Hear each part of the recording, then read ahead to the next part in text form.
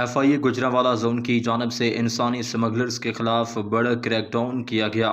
FIA کے مطابق سمندر کے راستے شہریوں کو غیر قانونی طور پر یورپ بھجوانے میں ملوث ایک بڑے گروہ کو گرفتار کر لیا گیا۔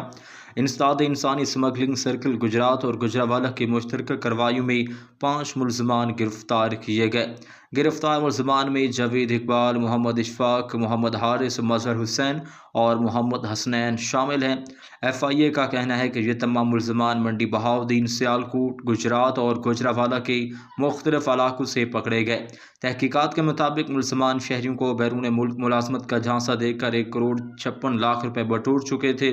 FIA کے ترجمان کے مطابق ملزم جاوید اقبال نے ایک شہری کو اسپین بھجوانے کے نام پر 45 لاکھ روپے ہتھیائے اور اسے موریطانیہ کے راستے غیر قانونی طور پر یورپ لے جانے کی کوشش کی گئی۔